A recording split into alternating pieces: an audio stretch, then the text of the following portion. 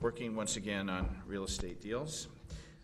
So our first order of business is to accept our agenda tonight. Can I have a motion to accept our agenda, please? Second. All in favor? Aye. Aye.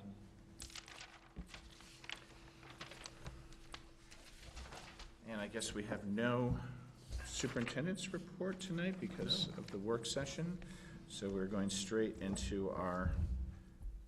She's up. Can you grab her? She's up. Into Joyce Chapnick in our Main Street School presentation. Sure. And she just left the room. I'll take... Oh, I'm sorry. I thought... Oh, because Raina is going to do the theories of action. That's right. As the intro to the Main Street School. We already hear that? I guess we're going to hear it again. She coming? I'll take a moment to just say that in our next meeting, we will have some discussion once again about field testing and other matters related to advocacy. Ms. Kerner and I have been talking about constructing a letter, so hopefully by our next meeting, which is next Tuesday, we will be in a position to talk about that with the rest of the board. So look forward to a more deep discussion around those matters in our next meeting. Having filled in some dead air time. I know, well, we had no superintendent's report tonight, so Okay. we are beginning with you. Okay. So, good evening, everyone. I'm glad we have some people to present to tonight. I'm going to pick up where we actually left off last week, which was Randy and Meg sharing some of what is going on at Dow's Lane. And one of the things... Catch your breath, Raina. Deep breath. Okay. So one of the pieces, I'm just going to take you right to the graphic because that's really where Joyce is going to build. So one of the things that we're really proud of is we're proud of our K-12 work. So years ago, we had a review from Tri-States, and one of the things they said to us is that we have pockets of good instruction. And one of our goals is to shift from pockets of good instruction to a systemic approach to what we think is important. So tonight, Joyce is going to build on what is going on at K-3, and she's going to talk about students, and she's going to talk about teachers, and overall how our system continues from K to 12. So just as a reminder, the three theories, the 21st century learners, so everything we do is about our students. That's always the goal. Everything we think about, everything we plan for is about how do we prepare our students for the future. In order to do that, our professional development and our approach to professional development is steeped in what do we want students to know and be able to do, and so what do teachers need to know and be able to do. And we ensure that through our practice of observation and evaluation. And that is theory 3. So tonight, Joyce is going to take you through a little bit of a story about Main Street School and link these same theories that Randy and Meg did last time.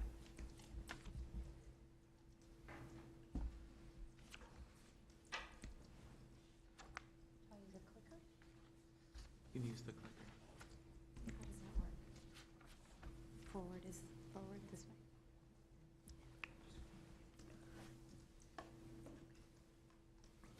So good evening, everyone. Good evening. Members of the board, Dr. Harrison, Dr. Kaur, Ms. Miller, thank you so much for the opportunity to speak tonight about what's happening at Main Street School as it connects to what's happening, what you heard last week that Randy and Meg presented for Dow's Lane. And so if you look up at the screen, you'll see an image. And so that image is a representation of one thing that I'm going to speak about tonight. And at Main Street School this year, we have sprinkled what it means, this idea of what it means to be a global citizen. So as we head into the presentation, I'll talk more about what you're seeing. But as we go through, you'll see a little globe icon, and that's when I'll address sort of how that idea of being a global citizen is being sprinkled throughout our curriculum at Main Street. So our enrollment and staffing at Main Street School. So in fourth grade right now, we have 123 students in fourth grade. We have 6 sections of fourth grade. We have 1 ICT, and we have approximately 20 students in each classroom. In fifth grade, we have 140 students. We have 6 sections. We have 2 ICT sections, and we have approximately 23 students per section. so English language arts. So in ELA at Main Street School, just as at Dow's Lane, we continue to take the approach of Readers and Writers Workshop. And so our units of study are Common Core aligned. We take the balanced literacy approach, which means that there are structures in the classroom in which teachers use to differentiate instruction for our students. So that could be through conferring and or through a small group and also through a mini lesson. We use the Fountas and Pinnell benchmark assessment to assess our students 2 to 3 times a year. We have grammar units that are part of the units of study across the year. And we have, just as at Dow's Lane, we have assured writing experiences that students have K-5 that they have a research experience, they have a persuasive and argument experience, they have a literary response experience, and they have a narrative experience. And those are the pieces of writing that travel with them up through their grades. And you can see the little globe icon, that's the first example of how we are sprinkling what it means to be a global citizen at Main Street School with the integration of, in a read aloud, for example, a teacher might integrate a particular text that takes place in another part of the world or has a character who's from somewhere else in the world.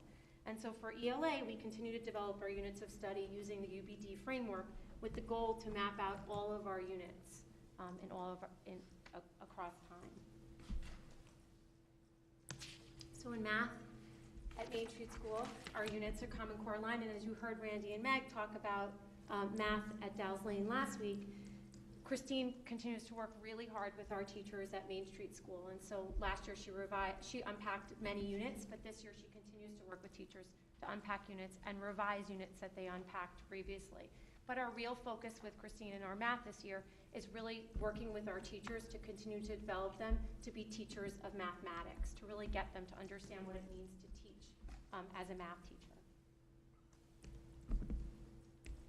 And social studies. So for social studies and science, our students our units of study alternate. So they'll do a science unit, then a social studies unit, science unit, social studies unit. And so we frame our social studies units using the K-12 Enduring Understandings for social studies. And you'll see the globe up there again, that's an opportunity for teachers to bring in current events into social studies. So an example of that is right now our 5th grade is studying Latin America, and they've learned the history of countries in Latin America, and now we have what's happening in Cuba happen. And so here was an opportunity for teachers to bring in what's happening in Cuba and help support students take what they know about what they've learned about the history and cultures of different countries in Latin America to understand what the experience is, what it means for what's happening in Cuba with us, with America, U.S.-Cuban relations. I'm sorry to ask a question in the middle, but can you just remind us how much social studies, where does social studies fit in terms of the amount of time that is being dedicated to teaching in a day? Can I hold that? Yes. Is that okay to hold till the end? Just Okay, because so you I are can keep get with there. the flow, and then maybe we'll go back. Is that okay? Yeah, of course, yeah. Do that? Okay. Thank you. I'm sorry. So science. So science at Main Street School affords our students opportunities for hands-on inquiry. And when we think of our first theory of action in the 21st century skills that we want our students to have, we think of science as a place where students get to problem solve and think creatively. And we have opportunities for our students to have authentic real-world experiences when they go out with their science experiences, like through Stone Barns and Ward Pound Ridge, Hudson River, and on the Clearwater Sail. And so we are starting to think about, when you think about STEM, that's come up a lot lately at our meetings, the S is science. And so we are starting to look at the next gen standards, and we'll think about how that shapes what our science looks like. And that leads us into the T, the technology, for what's happening with STEM. And so the integration of technology is how the approach to technology at Main Street School. And you've heard, so the graphic up there, if you look at it, it shows you and it represents that there is integration of technology across the curriculum. So there's science and social studies and ELA and math experiences that students have. So everything that, it's not a separate and apart, it's completely connected and embedded with what students are doing. And some examples of the work that students are doing. In grade 5, there's a Hudson River. They publish what they know and what they learn from their study comes out in a brochure. And there's an example of 4th graders and their immigration and their digital photography project. And in 4th grade, there is a science integrated project where students show what they've learned in their plant study through a poster that they use Glogster to create. And the grade 5 rectangular prism with CorelDRAW is how, in 5th grade, technologies integrated into math. So we talked of the academic core that the experience that students at Main Street School have, but Main Street School really provides this opportunity for students to be well-rounded. And so they also are afforded opportunities for PE and art and music and library and performance music, orchestra, band, chorus, and Main Street School singers. And through those opportunities, also we've been looking at what are ways to sprinkle, what does it mean to be a global citizen, whether it's the choice of music selection for the music concert, or the artist that might be introduced or studied, or the text that's chosen, or a game or perspective that's played in PE. So at Main Street School, yes, we focus on students being successful in their core academics, but we're also looking for opportunities for all students to feel good about themselves and find success. And for some students, that's being successful in math and ELA, and for others, it's being successful in other areas. And so to that end, we also have many special events and opportunities for students at Main Street School. And so for the academic opportunities, there are the spelling bees and geography bee, the 24 tournament, and mathletes, which is a club. And for parents, we want to include parents in what's happening at Main Street School. So we have the new student breakfast, we have PARP, the Parents as Reading Partners, and we also provide an opportunity for parents to visit classrooms because we want parents to see the process. So parents are invited in twice a year into every classroom to participate in a process. And sometimes it's a math visit, it could be a writing process visit, but it's about parents coming in and sitting alongside their student and actually rolling up their sleeves and being part of the work to see what is it like to be a learner in a Main Street School classroom. So many of the big events that we do, are supported and funded by the PTSA and IEF. And so we're so fortunate that we have such amazing support from these two organizations. And they, through grant writing and through teachers' creativity and thinking, they support those ideas. So we're able to bring multiple experiences to students across the year. And so we're really at Main Street School really look to how to educate the whole child. How are we providing this experience for kids? About, yes, being paper and pencil in the classroom, but really about applying all the things that we want kids to know and be able to do through different activities and different experiences. And so that takes us to the heart of Main Street School. And so I've talked about the academic, I've talked about these, the support opportunities, but character building is the heart of Main Street School. It really is. We have K-12 character education framework, and that's guided by 5 essential questions. What is community? What is fair? What is ownership? How is an action action? And I'm forgetting one. I don't know. What defines who we are? What defines who we are? Thanks, Mary. What defines who we are? So those are the questions that frame all of our discussions about character at Main Street School. And so last week you heard a lot about habits of mind from Randy and Meg. And so habits of mind for Dow's Lane, they're putting cohorts into place of teachers for learning. But at Main Street School, it's been in practice for multiple years now. And so it's embedded across the curriculum. And so when we talk about the disposition language from our theory of action, creative thinker, problem solver, we also talk about how those connect to the habits of mind and what is the kind of person that we want to set forth to the middle school from Main Street School. Like, we are not just about the ELA and the math, but we're about what kind of people and how those people connect to each other in the school community, to the Irvington community, and out there in the world. And so there are monthly assemblies that also are connected to the K-12 character education framework that 2 classes put on once a month. The students, totally student-driven, and students perform it and connect to the character education framework. And at the end of each assembly, leaves are given. So throughout the month, teachers recognize students who demonstrate attributes connected to our character education framework. And at each monthly assembly, we announce those students, and those students stand up. And it's affirmation from your peers for making some really good choices connected to our framework. And the leaves are written in habits of mind language. We have morning meeting, so that's a place where teachers, have discussions and read relouds, bring in articles. It's another place where articles get included at Main Street School, where you can talk about real world, like what's happening out there, and what's our role in it, how does this impact us, what do we think about it, trying to push kids to think beyond just what's happening for them in that moment, but how they connect with the world.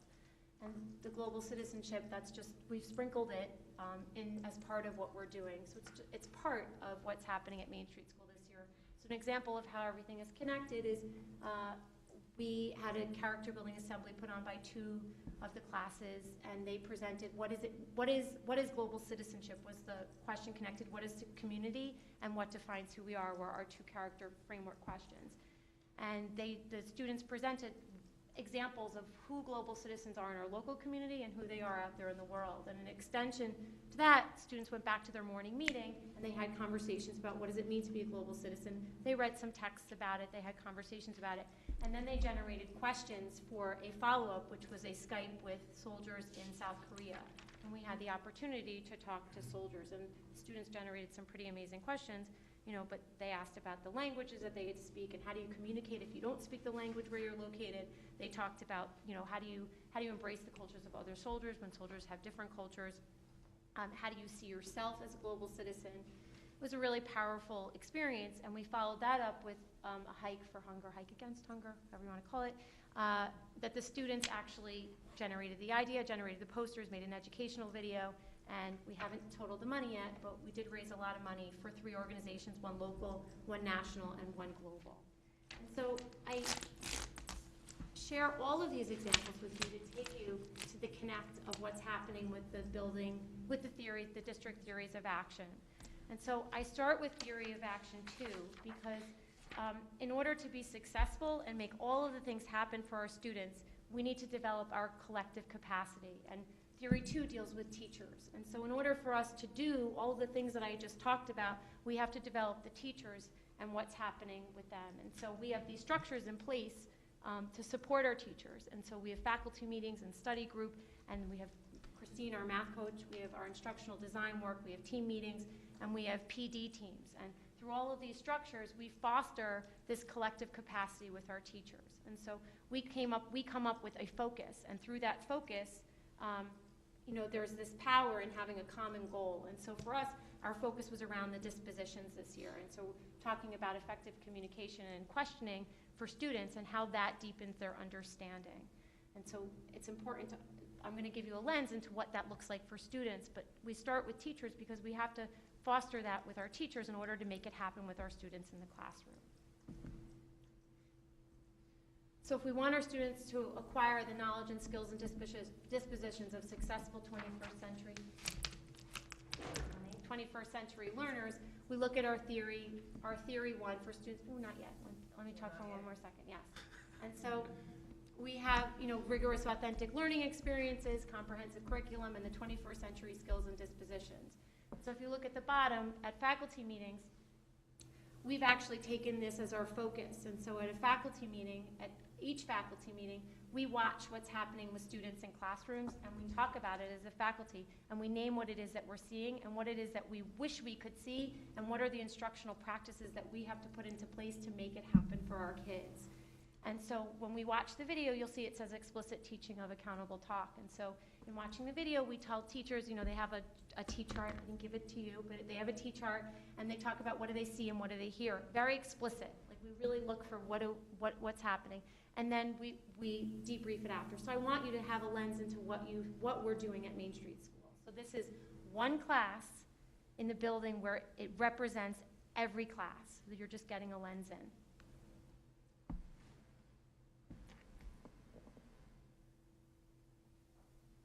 It's fine. No, it's good. It's just quiet.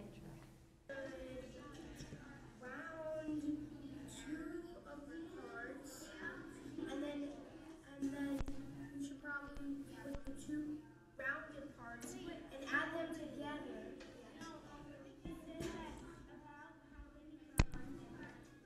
Round each round, no. We're gonna round the parts and the whole, and then we're gonna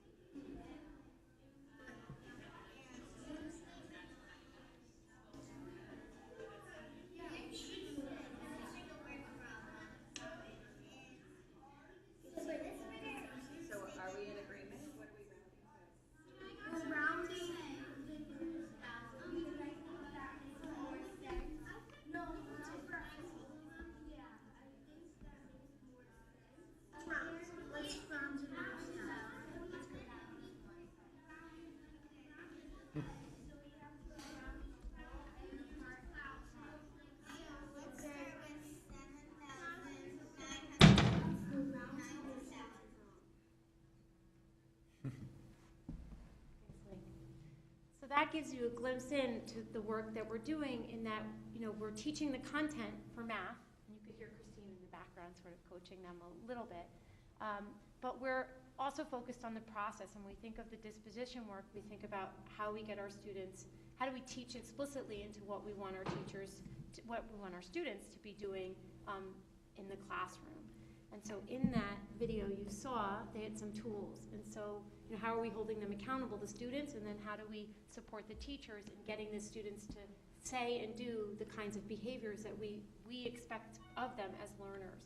And so there are some examples. The bottom is a Post-it, what do successful groups do, and it's a list of items that as students work through. We made a plan before we started working, we used accountable talk moves, and it's for students to keep track of what it is that they're doing throughout the process. And then there are exit tickets, which I thought I'd be able to read from here.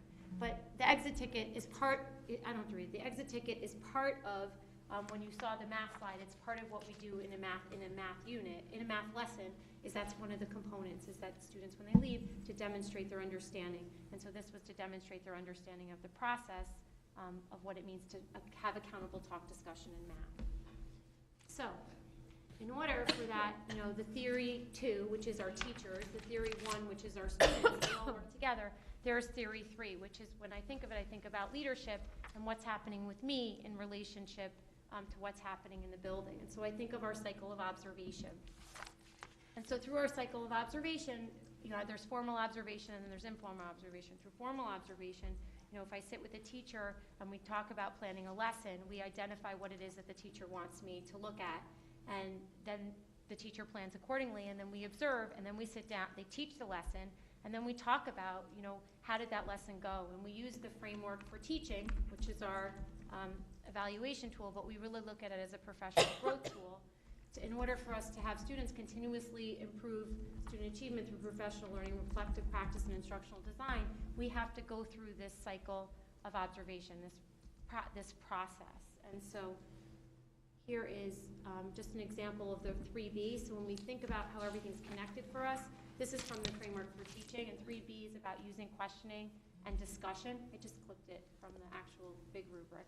But it shows the progression of instructional practices, for teachers that they might try in order to move along the continuum of professional growth in that one component. So what does it mean? What does it look like and sound like if you're a highly effective teacher and students are engaging in questioning and discussion at a high level? And that would be all the way to the right, and then it moves to the left, toward to effective, developing and effective. And so in the bottom, there's a quote just from an observation. As I meet with teachers and go through these practices, it's about what's the feedback that I'm giving, how explicit am I with them, so that what's their feedback and how explicit is it with students as they do that in the classroom. So I said, we spent time during our post-observation conference discussing the value of explicit teaching for both content and process. You demonstrated your ability to be explicit and teach the content during this lesson, but a place of growth for you is developing your lesson around process, more specifically group work and discussions. I commend you for taking the risk and making groups, moving away from the Engage New York script. This is a first step. While in groups, many students worked as individuals. To move past this, you will need to develop the expectations for working in a group and accountable talk strategies. Both of these could be accomplished using protocols with your students.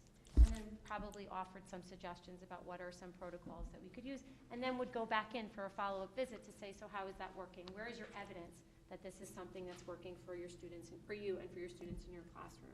And so I share what's happening, with the theory 1, 2, well, theory 2, then theory 1, theory 3, as sort of how are we making what you saw in the beginning of the presentation happen for our students at Main Street School? It's through careful, thoughtful planning and using the dispositions to guide our work. So I would say that the reason that our students at Main Street School are having the academic and social emotional success and experiences that they do is because of the direction that the theories of action have provided for us. But it's through this collective capacity, through this work that we do every single day as teachers, as educators, and it's a thoughtful process. And so that is where I leave you. So do you have any questions? Well, thank you, Ms. Chapnick. Thank you. I think, Mr. Whitney, you have social the first studies. question about social studies time. Yeah, I was just curious about, when we look at our sort of 4 main curriculum blocks, ELA, math, social studies, and science, how does it divide up? I just couldn't remember in terms of instructional time in a day, So or there's using not- a week as a. Yeah, so 90 minutes is the ELA block. Yeah. 60 minutes is the math block. I'd say 40 to 45 minutes a day is either science or social studies. They have a flex time in their schedule, which is time where students get support or instruments or, you know, any kind of individual support happens. No new instruction happens during that time. They have their special and they have a lunch. And has that changed this year versus other years, or has that have been fairly constant? No, I will say that no, It's fairly constant. very Yep. consistent. Okay, thank you. That was obviously an easy question. It's very factual. Does anybody else want to sort of start with some more in-depth questions? I just Maria? have one, and it just kind of stood out. Towards the end of your presentation, and sorry, sorry. First, thank you for this presentation. I found it extremely informative. It was great. And I love the video. Ooh. Theory of action number 3. You talk about leadership. What happens throughout the day? Does it look any different in Main Street compared to Dow's Lane? How do the teachers know the kids are getting it? Whether it's English, how they're progressing, you know. At Dow's Lane, for example, they talked about various student assessments. They have meetings, to try to see if there's pockets perhaps they can improve upon, maybe it's class specific. And you really, you didn't touch upon it at all here, and I'm just kind of wondering, what does it look like at Main Street? If I may just interject, I think a part of it, I think that's a great segue to a conversation that we're going to have on June 2nd, I think it is now, where we talk about how we're measuring student success. But I just want to kind of get that out there as a reminder, but certainly you can provide some examples of. Yeah, and I think because, similar to Dow's Lane, I can't speak for Dow's Lane, I can talk what they talked about last week, but I can say that I'll use the math because that was my example. And so we have mid-module assessments, we have end-of-module assessments, we have daily exit tickets, we have students' homework. There are so many ways in which teachers are assessing, and there's just the practice, conferring with kids, working with them in small groups. Teachers are getting qualitative and quantitative data on a daily basis for kids on math and throughout the day, but I use math as the example because, and so we gather the math data similar to Dow's Lane. We look at the math data at team meetings. We have a lot of similar practices in place because we have Christine, and so Christine fosters that K-5 experience for using assessment, and we're so lucky that we have that, and that's, it's so similar to what you heard last week happens at Main Street School. And just a follow-up, what is an exit ticket? That's what the picture of what you just saw at the end of the lesson. If we go It's back to always the for math everything? slide, if I even go back all the way, that's the exit ticket. But if I go back to the math slide, you'll see the components of the math lessons, and you'll see that exit tickets are part of, so lesson components, there's a fluency practice, an application problem, concept development, class debrief, homework, and I didn't put exit ticket, but exit ticket is part of. No, Telling you you gave about an it. example, so Yes. that happens after every math lesson? Yes, and so it could end up that they do it in class, it could end up that it's for homework, depending on who the Okay. teacher is and what the lesson is. That's part of Engage New Yes. York. It's part of part of what we do. I don't have kids there, so I don't know that. Okay, thank you. So it's Well, and consistent. I will say, just to add to it, is that because of the work with math and the exit ticket, I think that's also connected into other areas for assessment too, having kids write down their feedback at the end of the lesson. Okay, thank you. Okay, just a few questions, but one is a follow-up to Phil's question. With the FLES, you were breaking out the day and you said the FLES. Flex. Like flexible time. Yeah, oh, okay. Is that, because don't they have technology come in and don't they have, So technology is scheduled twice a week for students. okay, And when Gwen is there, Gwen partner, she's in the room, it's not a special, right? So the kids go into the lab and Gwen is there. And then when Gwen's at Dow's, the teachers still bring to continue the work in the lab. so twice a week for how long? 45 minutes. And what about, do they have libraries still or no? So they still have library. So they have library, they have PE, they have art, and they have music as specials. Oh, that was specials, okay, sorry. Okay. A couple questions, other questions. Some are just informational. I'm looking at the 5th grade and the 6th grade, and I didn't realize our numbers are getting up there in 5th grade this year in terms of class size. Are ICT classes by design smaller than regular classes, or are they kind of generally the same size? Do you want to speak district-wide? Yeah, I think our approach to ICT classes is actually twofold. I think at times we actually will put more students in there, and when I say more, so maybe if we needed to put 24 into one class and 22 in the other, we would put 24 in the ICT classroom because there are 2 full-time teachers there and an aide. So that's our general approach to it. Yeah, I thought so, but I was harkening back to the multisensory, where they would show us a number and they'd say, look, the average class size is 23.3, but in reality, one class had 5 kids in it, so the average class size was much higher, you know what I mean? I was just trying to make sure that we didn't have classes that were approaching 30.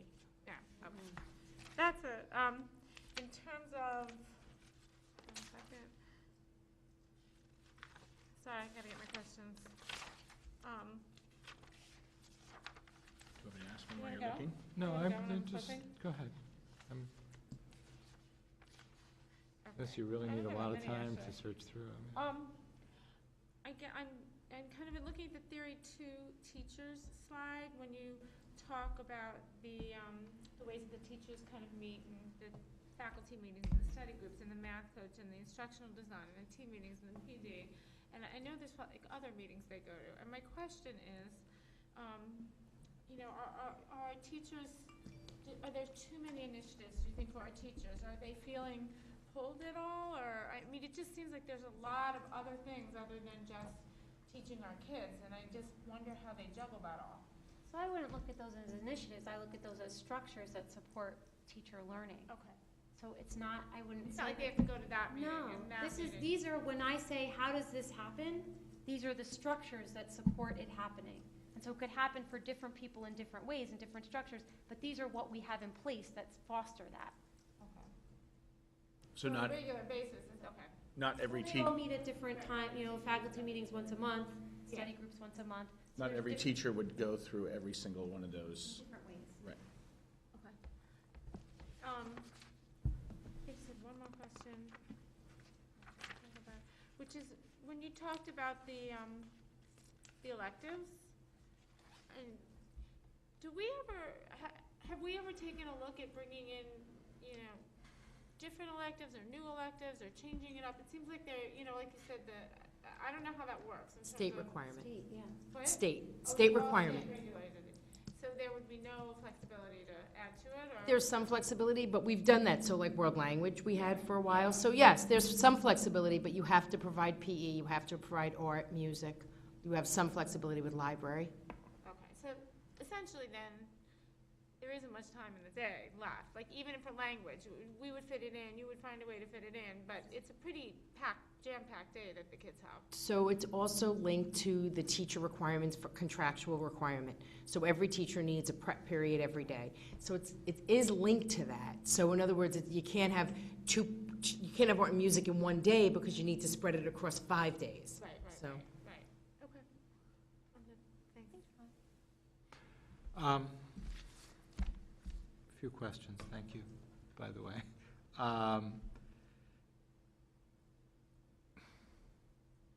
I don't have a lot, but let me ask start with the detail. Fountas and Pinnell, what's that? So that's that's an assessment tool. Yeah, it So- says benchmark Yeah, assessment, so so it's- what is the it's, Fountas and Pinnell? I will give you an example of how it happens, that might help. So the teacher reads a book, a student reads a book to a teacher at a given level, Mhm. and there are comprehension questions asked, and so the teacher monitors the fluency rate, like how a student reads aloud, and then also how they answer the question to determine if that's a text that's their level, a text that's too hard, or a text that's too easy. And kids continue to read until they get to a level that gives the teacher information about what's the instructional level, so they know where students are and where they need to go as readers. Okay, that's interesting. See, And that's learn a one-to-one assessment that we do through all the grades in elementary. So 5th grade is the last grade, or 6th grade? We do it in middle school it's done a little bit differently, but yes. 6th. And then even we do a diagnostic like that even sometimes in our upper grades with our struggling readers. Okay, So our reading right. literacy specialists would do it. And are those particular books that the Fountain They're part of Canal the kit. producer provides, or They're part of their kit and they're leveled. they're what? They're leveled, so Okay. they say what. So they're level kind they're- of organized in such a way to sort of correspond to the levels. I see, interesting. They didn't have that 110 years ago when I did this. Did you want to jump in? Oh, go ahead, go ahead. I yield the floor temporarily to the, no, go ahead. Actually, I had another question, She too, so, just- yeah, but please go. I have more, but I'm happy to yield and come back. Yeah, I just, I was thinking, again, back to multisensory kids, and I'm wondering, how do we handle that now? I mean, it used to be that we had obviously separate classes way back when, and then what we did is we initially grouped them together. I mean, is there a practice that we do now? Like, how do we meet the needs of those kids? Are all the teachers trained, or do we tend to kind of group them in certain areas where teachers might have more training than others to handle those kinds of issues?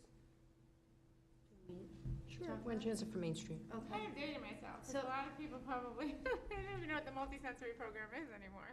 So we don't identify students in the same way, as multisensory. I think we use assessments to determine what students' needs are and provide the supports necessary for what they show. So if it's a struggling reader, or if it's a struggling mathematician, or if whatever the area is, we identify that, and that's where we put in the support for the student. So we don't say that they are multisensory. Okay. So you don't categorize students Well- that way? Some of them would be categorized just by nature of if they're classified and what their needs are. And so Yeah. if the kids are classified for a certain. Oh, so you're asking if they're grouped together? Is that what your second part? Yeah, like, So- and again, for those kids, I'm just wondering, because I know certain teachers have more training than others in certain areas.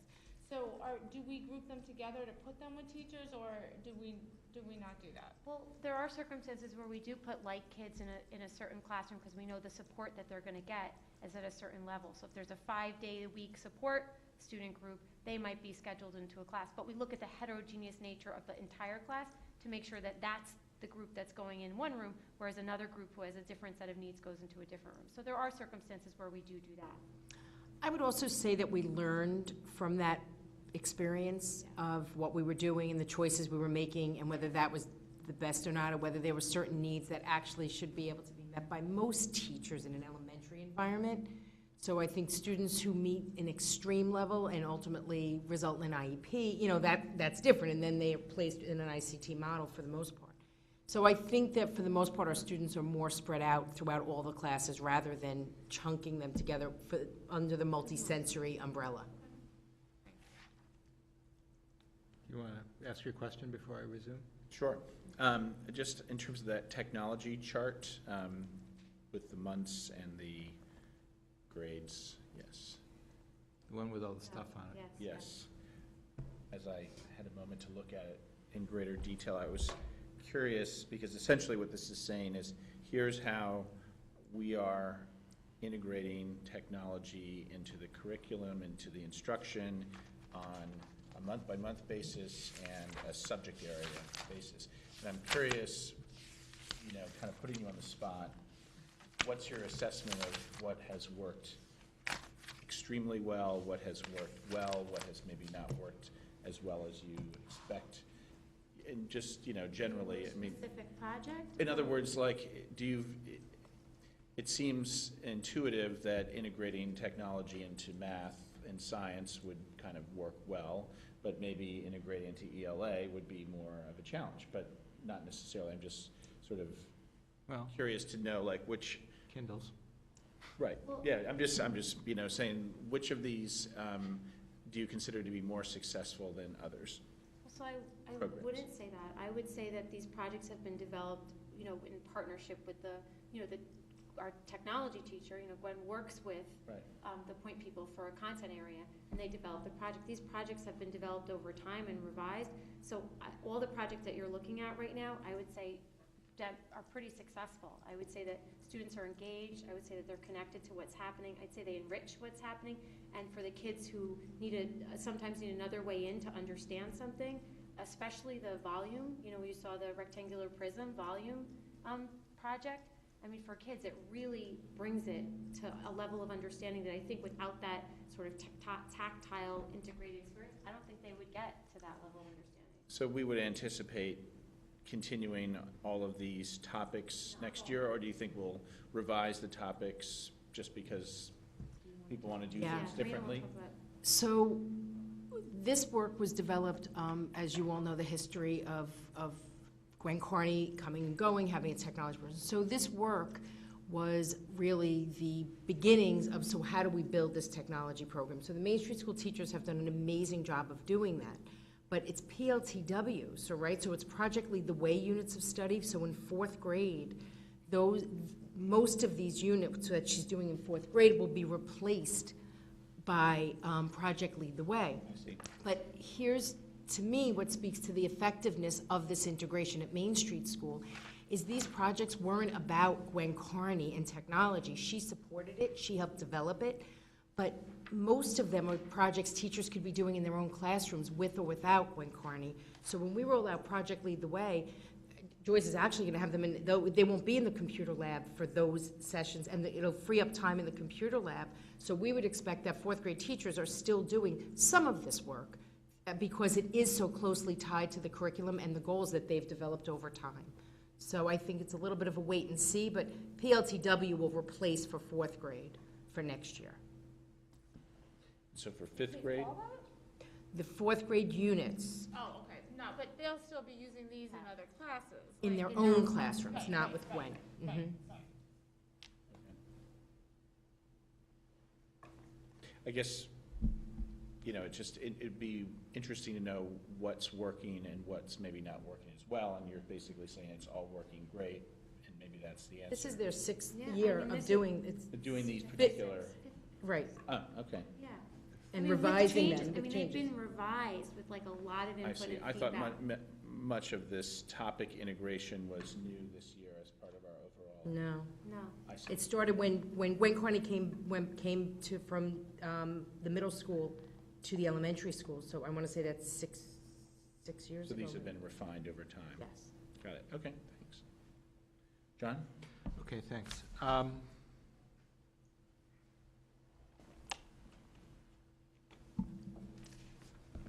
All right, I have a really, I guess I'm not supposed to say dumb question, but I must have missed something. Can you explain what accountable talk means? So, I'm gonna go back to, Because you were talking a lot about it, but so when you I'm watch trying to the make you video, accountable, I guess. so But- accountable talk, Yeah, back to this. and I have to say also, I just watched that video and I said, boy, it looks really hard to follow what these kids are doing and actually be constructive in it. I'm just, Hard for to be who? constructive in dealing with these kids, and I'm just impressed that people can actually do this kind of work. It just looks hard. It's that, skill, listening for teachers. Yeah, I It's just, so refined. So for us, for accountable talk is for naming the talk, the process. So when you engage in a conversation with someone, Mhm. it's the demonstration that you're listening to what's happening in that conversation. Are you communicating effectively? And how do you show that? So you show it through body language, you show it through what you say. So saying things like, I agree with, I disagree with, I want to add on to, right? I want to go back to something someone else said. It's creating a discussion thread, I see. of a continuous conversation, instead of what we typically see from kids at an early age, Uh-huh. is I want to share my idea, he shares his idea, he shares his idea, and they could be completely not connected. So what we hope happens from Accountable Talk is that this continuous conversation leads to a deeper understanding and getting to a higher level of understanding for whatever the topic is that they're discussing. You could think of like a book club, something, like I know we looked at math and that might be Yeah. harder, but when you relate it to a book club discussion, if you've ever participated in one, you know that when each person shares their idea, it feels like they're not listening to you and they're not getting to anything important in the text. Right. But when you connect, Right. you have that opportunity. The one's the sort of school board model, and the other's what you do in the classroom. Yeah. But, that's good. Thank you. I didn't get that, maybe I should have, but it sounds great. I had a similar question to Maria as how you evaluate success, and I don't know that there's probably anything more to ask there, but I think it's a good question to ask.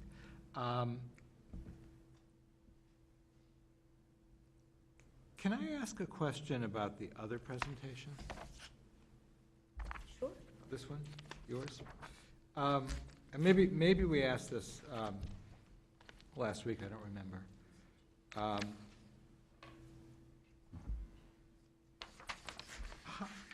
Can you tell us a little bit about the short version, I guess, because I'm sure this, there's a lot one could say on this, but how, or maybe we've been told this as a board, I just don't recall again, how these theories, how did we come to these theories, and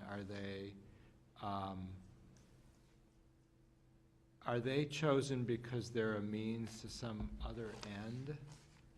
Or should we think of these as really the goals in themselves? And if they're not the goals, I mean, how does that process? Sure. So Anna, do you want to answer? You want me to answer? I'll start and maybe you chime in. This goes back to summer of 2013, I believe. And as a part of an administrative retreat and really looking to get all of us on the same page and start to think about the work that was before us, to develop a common target, common language for what we were doing in our schools. It was clear there was a lot of transition in our school, all of our schools, from a leadership perspective.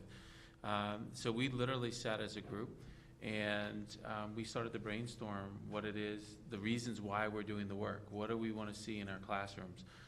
Trying to understand what we think we need to do to provide meaningful learning experiences, rigorous learning experiences, to prepare our kids for that next level. So if we're elementary school, getting to middle school to high school to college. And really trying to take those thoughts, those collective thoughts that were developed, and really putting them into action and kind of bringing that to life for what it would look like in our schools. So we kind of put this down on paper, and then it evolved from there and worked its way through schools and unpacking them in schools and layers of refinement. But Raina, you certainly can. So I think that one of the goals in creating those theories, and I hope that's what you see when you look at them, is they should be able to live and breathe no matter what goals you set for us. So you can see they're global, they're generic. So if we decided to go in a direction, it would never be in conflict with what we're doing. But at the building level, we need a way to keep naming it for teachers. Mm-hmm. So those theories became a way for all of us as administrators to be communicating a very consistent message K-12. And that's been a very big goal for us, is the consistency across our district. Okay, so it really is, those goals can really be thought of as a considered choice about the process that you're going to follow in doing this. And maybe we need to have some more discussion at some point about what the ultimate educational goals we should have are, because those are somewhat distinct, I guess, mm-hmm. Right?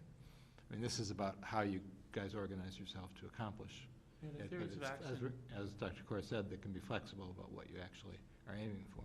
Yeah, so like when we think about the district goals that Dr. Kaur had up before, when you see that, so we use that as the theories as a framework for that common language for us to really operationalize the district goal, yeah. The district goals that the board right. directs. Although I think probably we would want to put, substantial more detail on those district goals than we certainly did this year. Yeah, yeah, there's no argument there. Yeah. Okay, good. I would just add that I guess where the theory, like the first theory, there is an assumption that having 21st century learners, and that means something in the education space, is a desirable outcome. And that the board, probably not this board, but a board could say, we don't care about 21st century learning, we want classical learning or some other, whatever the opposite of 21st century learning is. Well, that's not what we're here to say tonight. I'm just saying that would be an example where a board that had a more traditional mindset about learning, that it's not about the whole child, it's not about preparing, we just want them to memorize stuff, right? And yes, I understand. Those communities do exist out there, and that would be antithetical to the first. In theory, correct. It's not obvious to me that it needs to be antithetical. I mean, you can kind of separate what you're learning from, because a lot of these are about thinking and behavior and that kind of stuff, which is somewhat distinct from how do you go about adding numbers together and stuff like that. Right. Yeah. No, I don't think they happen in It's isolation. true that there, you know, certain people like to kind of make this very conflictual, but it doesn't necessarily have to be, I think. Right. But I do think we as a board should go deeper into sort of how we evaluate, you know, basically how we define success. Absolutely. Assessment. We're going to do some of that when we talk about assessment next month, which is Right.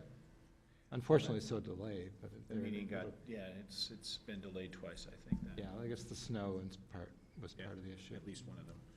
But, okay, I don't have any other questions, but thank you it's very interesting. I had one more question for Joyce. I'm sorry to bring you back up. Can I just say one other thing? You guys know for the middle school and high school, one question that will be asked, which is about success and how you define it. So just to get that question ahead of time, you have it now. So my question is just in regards to ELA, in terms of the units of study, that in fifth grade, it looks like possibly there's not much fiction.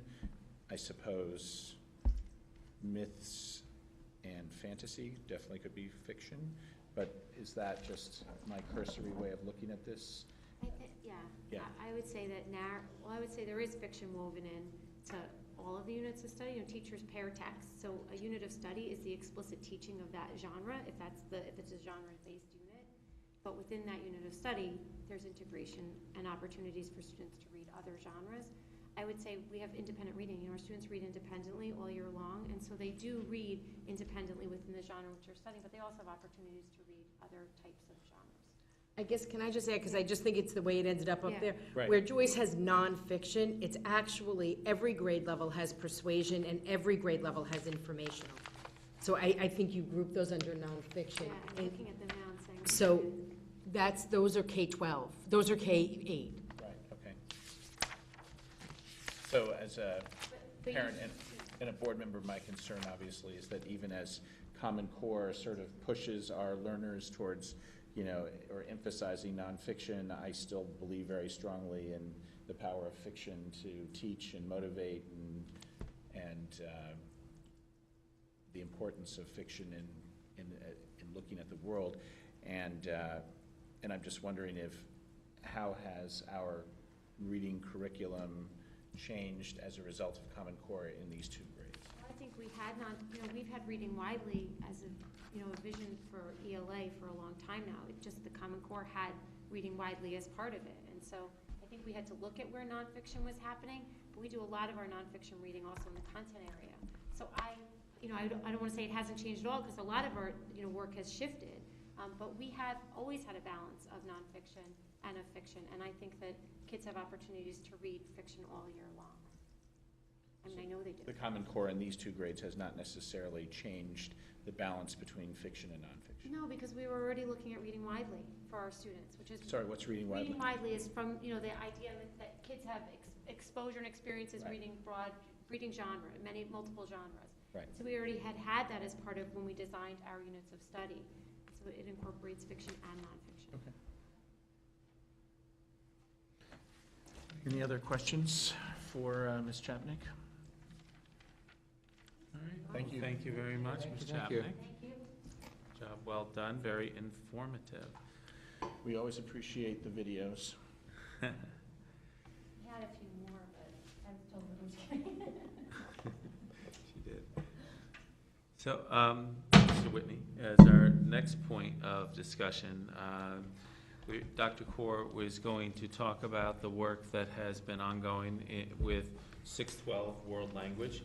Earlier in the year, there was discussion about the Tri-State World Language Report, and now Dr. Kaur is going to kind of breathe some life into the work that she has been engaging the teachers in, along with our administrative colleagues, and some of the action steps that are growing out of it. So, Dr. Kaur, World Language. Sure. So I guess I thought it would be an opportunity to sort of briefly talk about the report, but you all have the report, and so this isn't a formal presentation. It's really a chance for you to ask any questions that you might have about it.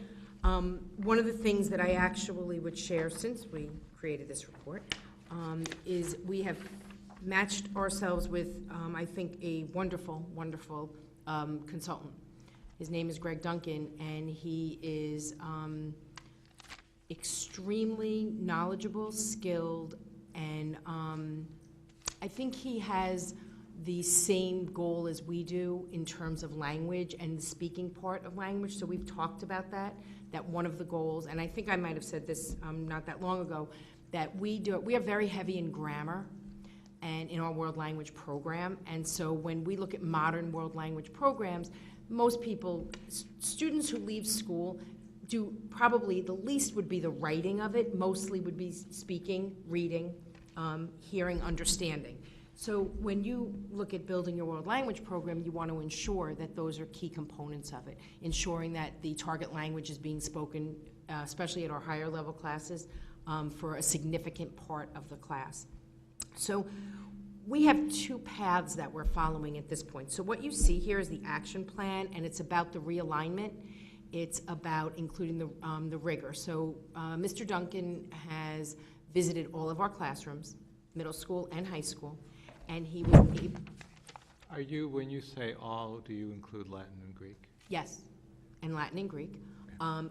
At this point, after visiting our classrooms, his recommendation for this year's work was to target in our French and Spanish and our spoken languages. And not that there's always work, there's work for us to do in everything we do. That's just good growth. But I think he saw the commonality of the work together being more closely aligned with the French and Spanish. He was able to already engage us in the conversations about what are we really expecting. So the work that he's going to be doing is going to be a refinement of this action plan, where he's talked about setting benchmarks for every course so that teachers are really clear. So the alignment comes from what should our benchmarks be in 6th, in 7th, in 8th, and so on. How do we measure our students' growth, and how do we ensure that we are creating more rigorous experiences for students and moving away from not only the grammar piece, which we could argue whether the grammar is important or not, but clearly moving into a place where we are using performance assessment and the spoken language becomes a priority. And something that he shared, which I'd be happy to actually attach and send, he talked a lot about the World Readiness Standards for Learning Languages, and a lot about the communication piece, and that communication piece should be a significant focus. And our world language teachers really have they're enjoying working with him. I think he is a world language teacher. He speaks their language, no pun. He understands the needs of a language classroom, and I think he's going to be able to provide the kind of guidance that our teachers are interested in, and I think that we believe is important if we're going to have a more aligned program. So if you look through the chart, I think what you see are the action steps. So clearly, the review and the alignment of our world language curriculum, the vertical and horizontal. We want to make sure that our assessments are assessing, that we've named what we're assessing. So when he talks about those benchmarks, that we're all working toward those same common benchmarks, and we're aware of what those are. And I would also say the integration of technology. So technology has not been a strong force in our language program. So years ago, you would say, we had limitations. If you didn't have a parent or a family member who spoke that language, or live in a neighborhood where the language you were learning was a spoken language, most of your experiences really were in school and with your teacher and maybe some of your peers. But using technology today, we have vast amounts of access to people who are going to speak the language, other languages, as well as the languages that we're learning directly. So I would also say that we have a focus on looking at how are we integrating technology, how are we using technology to move forward in our goals for our students as language learners. I'm not sure if you want to ask me questions or... I have a quick question, which is just the developing and applying the common mission. It sounds like an important sort of high-level task, which is coming up relatively soon. What's the process for doing that? And is that like a collaborative process within the department that then you will bring that to the board at some point in July, in early July? So some of this, and I'm gonna be honest here, you know, I'm walking gently on that, because there was one of the meetings here where I felt like we ended up in a conversation about who's setting mission, and so I actually am shying away from that, because that confused me. So in other words, we don't, in this room, set the goals for social studies department and science department. You set the goals, but language, I know, is a different, so I guess I'm looking for your guidance on what you meant there. Yes, I think as a department, they need to do that. But I am looking, I thought tonight would be an I opportunity. guess my feeling is that we as a board have been, should be taking up that issue, haven't, but we should be taking up the issue of what we expect out of the language program. And, you know, because I think it's something we have strong views, we care a lot about. We've definitely keep complaining about it, and it'd be good for us to get organized among ourselves and do something with it. Do you, My view. okay, Robin, you were gonna speak? No, I was gonna say, it came up in our curriculum conversation. I too said that, I thought that mission would be coming from the board, and Raina felt, you know, she's like, well, I think we need to do the work, and then the work in turn will kind of define or unveil the mission, so to speak. It will make the mission more clear based on the work that they're doing. So I agree that I think it needs to be a discussion among us to figure it out, Yeah. or make a decision really, and then moving forward. And I mean, part of me feels like it isn't board and administration. I mean, when I say us, I mean all of us. I Right. mean, I think in order to, you know, to me, defining, you know, the board being involved in creating a mission means working closely with you guys and deciding on it together. Mhm. So that's kind of where I was coming from, but again, it's up to everybody, so. The one thing that I would like to add to that is when you think about that, there's a line between kind of establishing some goals or objectives or expectations and mission, because I think the mission, there's a piece to it where you need the teacher voice to be able to be around it, to actualize what that would look like instructionally. I mean, Well, to let's- me, the mission is broader, and it encompasses a couple things, such as, is our ultimate goal to have language as a K-12? That to me is this group here. That is not, you know, something that I feel like we should be Right. told, you know. Right. We can definitely use the professional expertise at our disposal to help Yeah. us understand those issues. Right, but so that part to me is clearly a board level. And then I think, in terms of the direction of the department, I also think it's, I mean, again, I think a lot of, like you said, it probably will be a lot, mainly influenced by how you guys report back. But I think in terms of, you know, the board deciding as a department, there's not a way to go. Do you want, you know, what is the ultimate, you know, philosophical approach to our language department? And ultimately, again, I think it's, you know, I think it needs to be set out there. You know, do we want fluency in speaking when they graduate high school? Do we want, you know, literacy fluency? I mean, you know, I think we talked about this before and how it's never been defined. And the one other piece is, I also think, just given the history and given how strongly people feel in the community about world language, similar to math. Yeah, I actually think that, you know, I would also like to see there be some ways set up to integrate parent and student feedback on this, just in general, not to get to the level where we're all deciding as a group, but it hasn't been a community conversation about it. There hasn't been lately. I mean, things that took place years ago in terms of at least kind of putting it out there and seeing who shows up and cares enough to come to speak about it. I think it's something that we haven't done, certainly with this administration, and perhaps something that we should explore doing if we're going to be in the position of, you know, having these conversations. Well, then, there's the question of timing in the sense that June is right around the corner. We did have this on the agenda tonight, and it was, as all our meetings are advertised, and no one chose to show up to participate, and maybe that's because of the way we advertised it. Several people, I think, at least one I know of, showed up last week and didn't happen last week. Right, and then we told them it was going to happen this week. Yeah, well, Right. people have. Yeah, but I mean, I'm I just, just let me just, differ. may I just I'm finish? sorry. But that's also John, not, may I finish, please? but that's also not what, this is not what Robin was talking about in terms of the conversation. Well, but I think you would have a conversation, people would come to become informed, and then we would, about what's going on with our world language program, and then we can ask for people to participate. People could stand up in front of the microphone tonight and say, I think our world language program should demand fluency. I mean, I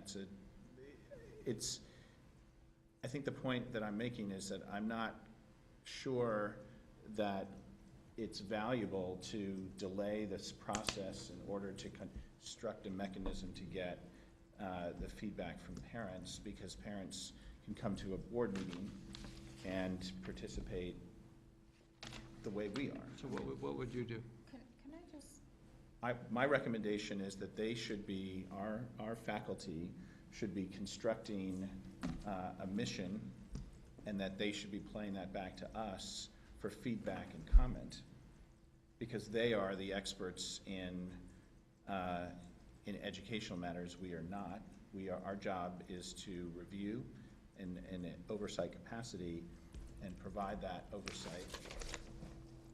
And I think that's, that it's very clear that if they do that work, because even now, as you're talking about it, you start speaking the language and you stop halfway, because you can get as far as fluency, and then you start talking about literacy.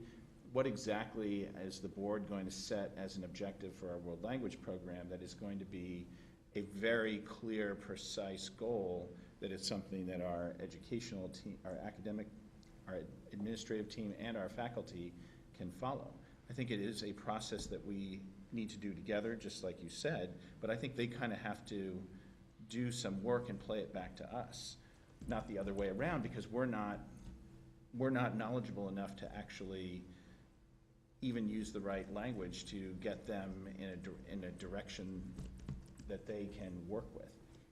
I find this conversation odd, because we don't set goals for different departments. We don't set goals for social studies. We don't set goals for science. So I find this conversation odd.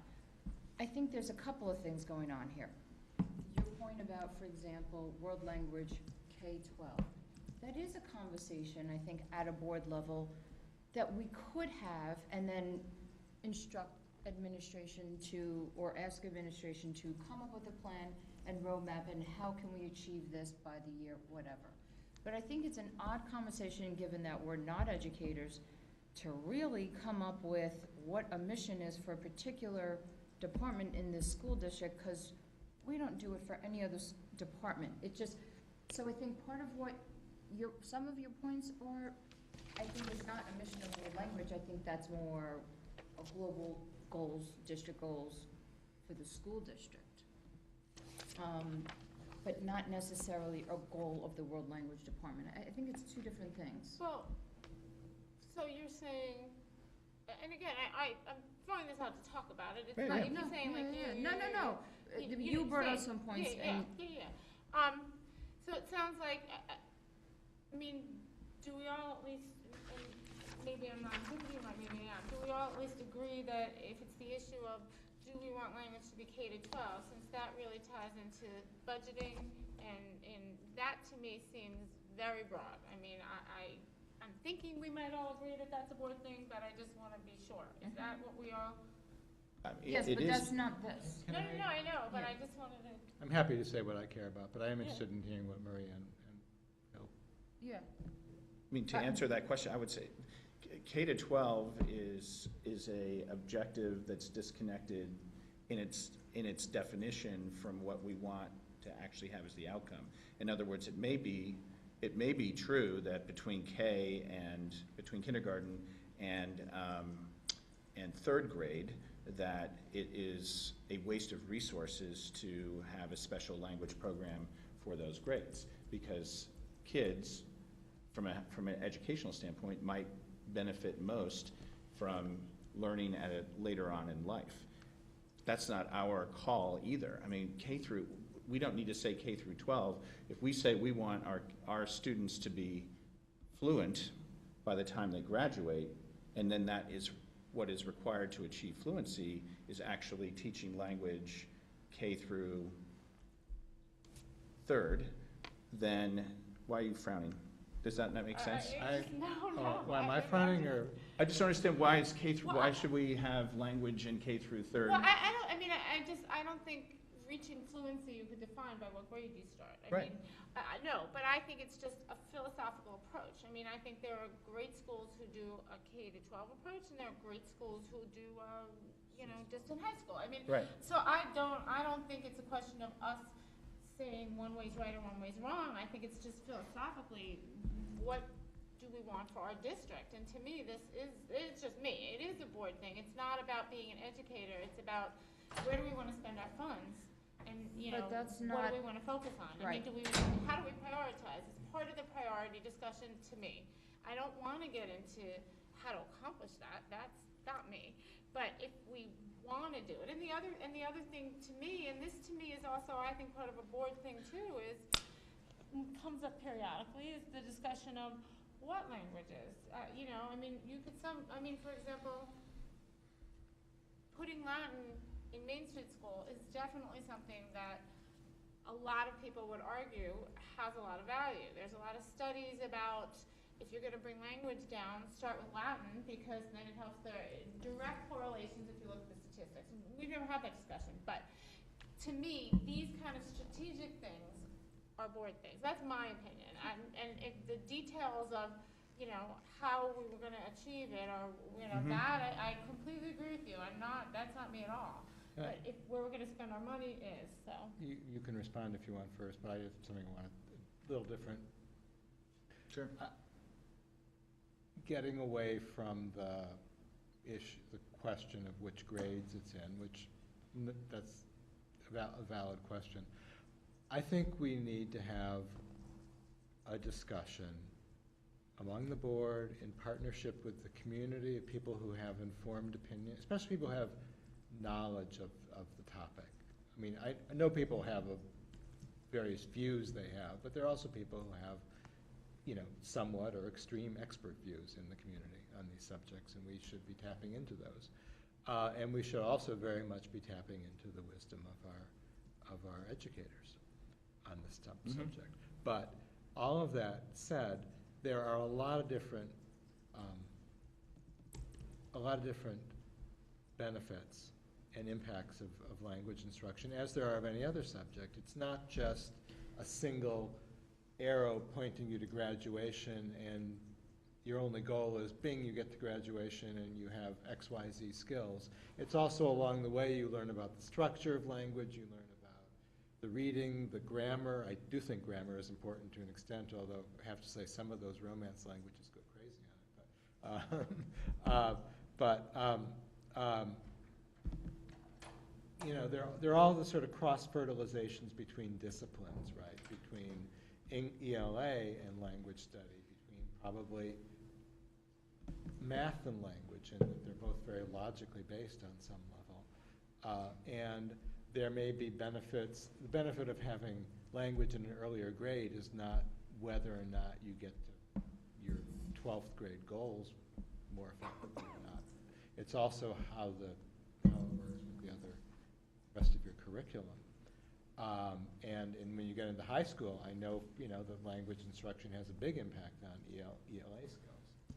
At least I've been told that by people who I think are pretty knowledgeable about it. So I think we should be having a broader discussion of how language matters, what impact it has on our education. And it is about, do we want to have spoken fluency or reading fluency or whatever, but it's also broader than that. Language has other and it probably just has deeper intellectual and thinking benefits, just teaching kids how to think in different directions. And all of that should be stuff where we're gathering information and making the best informed judgment with input that we can make, and so we can decide what the goals really are, and then we can say, okay, what are our options and how to accomplish this? Let us know. That's how I view this topic. I see what you're saying, and I agree with what you're saying, but I'm hearing from this first bullet action item is we have a world language department 612. We had a consultant of Tri-States come in, they made comments on how we can make our program better. So what I'm hearing, and maybe I'm not hearing this correctly, is that you're trying to develop a mission statement on how to make our, and deliver our world language, French, Spanish, Latin, 6th through 12th, how to improve what the mission statement is right now. Not, because I feel like some of the things that we've mentioned in the conversation, I think is in addition to this. Does that make sense? And there are world language standards, so the same way in all our other subject areas. So really where the mission and the goals are coming from is this is what modern language high school rigorous programs look like. The 5 C's is what these programs are based on: communication, culture, connections, comparisons, and communities. So I think, yes, Maria, what's coming from the work with the 6-12 teachers is just that. And I don't think anyone's saying we want fluency. I think that there are, the same way there are ELA standards and there are math standards, and we want to go beyond. The beyond is having our students, it's in part of and beyond. Speaking, that is something that would be a goal anyone would have, right? I mean, I don't think anyone could argue that. So what our mission is about is really about ensuring those benchmarks so that we are sending our students, whether they choose to go on to college and pursue language or not. We would love for our students who are they're doing 5 years of language, some of our students. They should be leaving with a set of expectations around language, speaking, understanding, and using. That is what we are. That's the work of the 6-12 department. That is not the work of what what languages do we speak? Do we start it in kindergarten? You're right. That's not what this is. So I feel like we're muddying. No, I agree. I think that was very well said. I think for that, I agree. That's more of you guys coming to us and saying, here's, what we're doing and how, where we need to go. And for the other stuff, the broader stuff, the issues of what you said and K to 12 right. and introducing new languages, I think that becomes more a different level. What that brings me back to, and something that's been a sticky subject, I think, around this table for the last couple of years, is the need to come back and for us to regenerate our conversation in and around a long-range plan. Because I think a lot of that is where some of these objectives grow from. In setting, some expectations for overall what we want from the district, the type of vision that you want to have for the district, type of experiences we want our children to have, what success looks like. Otherwise, we're going to be in a situation where I think we're regularly going to be nitpicking individual things without a common focus to be able to move the district. So when we are defining what a school experience or success may look like in the Irvington schools, a component of that may be related to the world language studies and the direction that the board wants to go. Yeah, I don't think these are, yes, but I don't think we're nitpicking on this subject. I think these are I wasn't saying that you were, but I'm basic saying topics. it presents an opportunity for us to go subject to subject. So my apologies if that phrase came out that way. Yeah. But the idea is, rather than handling things in a piecemeal sense, that gives us one way to kind of wrap a common board vision, board direction around things, and establish objectives that we can go through in an organized manner and target and focus our work in the district years to come. Yeah. So you think my only concern about that is, I'm sorry. I was just going to say, so you think it would be fruitful and beneficial to have a bigger discussion where we posit certain ideas, K through 12, additional languages, as investment opportunities, as spend opportunities, to achieve certain outcomes, right? Because if you're going to have K through 12, then there's a reason for doing that as opposed to 6 through 12, right? Or to add another language that's, obviously, because there's demand, we want to be able to teach whatever we want to teach. So that's the kind of discussion you'd like to have. You want to have it with an audience that is engaged and notified ahead of time, so they're actually going to participate and come, right? Yeah, look, my philosophy is that me personally, it is up to the board to go out and pull people in and tell them we're doing this, and no one's going to show up to board meetings. People clearly. don't view board meetings. To me, them not showing has absolutely no bearing on them not being interested.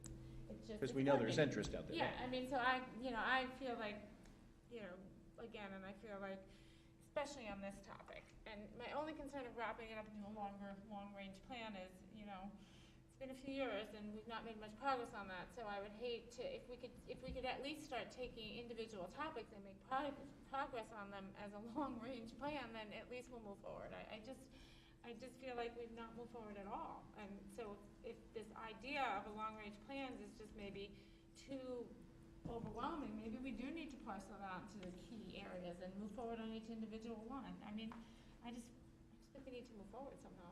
Yeah. But you don't want to stop what Raina's doing to have this No, I think what discussion. you said is right. I mean, that seems to be 6 to 12, and you're right. We don't get involved in anything else. I'm okay with that on 6 to 12, but if it starts getting into the other things and kind of, the broader-based K to 12, introducing new languages, et cetera, then I think it really needs to be at this level. I'm okay with it. So it sounds like they're complementary efforts.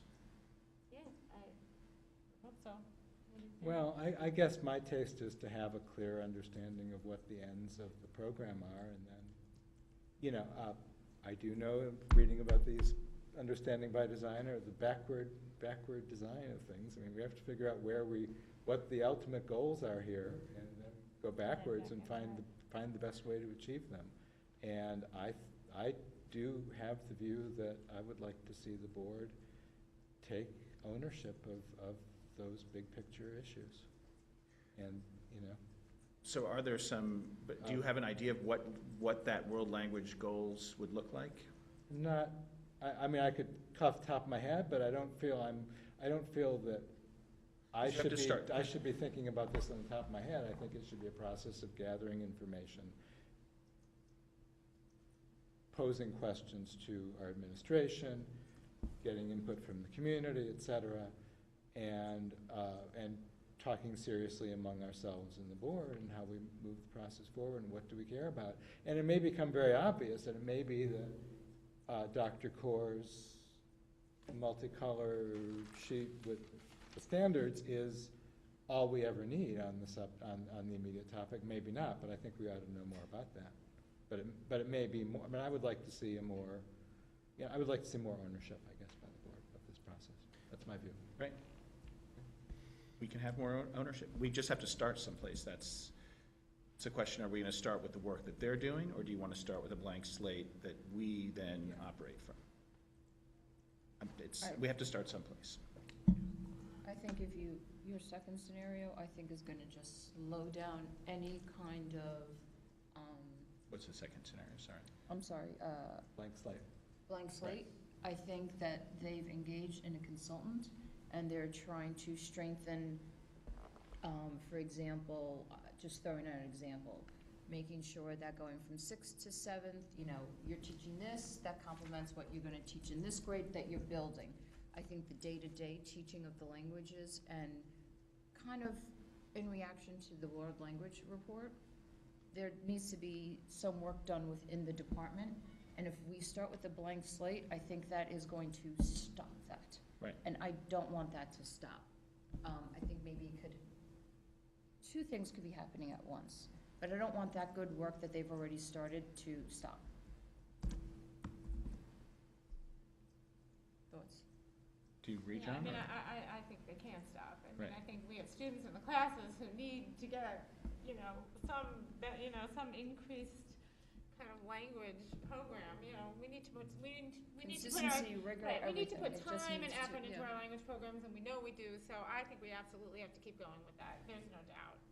I don't see that it's in contrast unless I'm not understanding your question. No, I think it's I not agree. in contrast. I I agree. think it just is two different paths Exactly. I That think the will paths will apparel. converge, at some point. They have to. and I hope soon. Absolutely.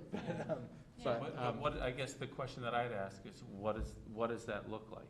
I think, it's, and I'm not sure I can give you a vision now, especially in my sleep-deprived state, but I think it's something that I think we should keep this bit in our mouths in the next So coming months. what you're envisioning is like we would work on a draft set of world language goals, much like we did with our other district goals.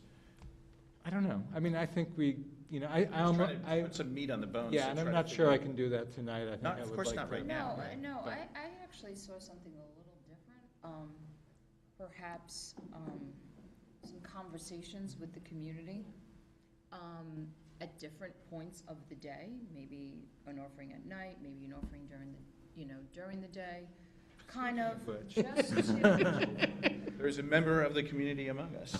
A rare animal. What is it? It's a member of the community. I think a good starting point is to just listen and hear what some of the wishes are of people who have a real interest in world language. I think it's a good starting point. Okay. And also, I think there may be value for the board to reflect on the types of questions that we want to ask the community first. Because there's pieces of it, so, what depth do we want to go with our studies? What languages should we study? What benefits are there to certain languages and teaching at certain grade levels? Because that may allow us as the administration to help enrich some of that dialogue by bringing some studies to the table or sharing some anecdotal information that we may have that may help shape some of those questions for you and inform those questions. So I guess my encouragement to the board would start to think about not maybe what the answer is, What are the questions? but what are the questions that we're trying to answer. I would love for you and the administration to give us a rundown of what the educational academic community considers to be the benefits of language study. Sounds like a dissertation, John. Yes, well, yeah. Do you mean the Yeah, standards? right. Well, it's not a dissertation, and then I'm not asking for original research. I'm asking for you're an expert in this area, right? What is the, what do we know? What is the state-of-the-art knowledge on the topic, and which we should be using in running the district? Standards that Rainer I'm not talking about standards, I'm talking about what are the educational benefits of language study? And how can we best, if we have the best district we can, what can we learn from research about how language fits into the overall education? So it's almost like saying, that we would use that research to sort of develop a hypothetical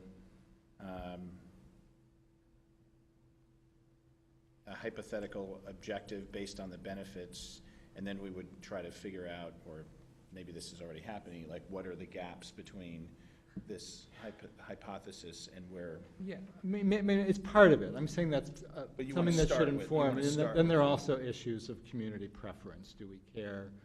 It's almost a preference issue, whether we care more about French or Mandarin, for example, or whatever. I think you could be broader than that, actually. Could be, Well, yeah. I mean, it seems like, to put a logical framework on this, it seems that if we really want to make this happen, and we want to make it happen in a reasonable amount of time, we need to actually develop a timeline with all these pieces, Mhm. and we need to hold ourselves to these timelines, because otherwise, Marina can attest to this, this could just be a means unto itself, and this could never end, and that's my big concern, actually, and I actually want to have a conversation with the community, but very sensitive to the fact that this has happened at least twice in my, life in Irvington, and each time we promised that there was actually going to be, actionable items coming from it, and each time, for whatever reason. I don't think you have to promise that. I think what we're looking to do is, it's another piece of the pie to possibly develop an action plan. I just mean an actionable item, meaning that there will be discussion and there will be decisions. The decision might be leave it the same, but that's an actionable item to me, as opposed to we have the conversations and then, the budget gets cut and then we just kind of leave them hanging here and we never put it, we never tied it up. We just kind of left it open, and that was not right. But the other thing I would actually is, so I actually really envision a timeline and kind of different points on the timeline where these things fall. Yours being the beginning, conversations being toward the beginning, and then ultimately the ends being, we come to a conclusion and we move from there.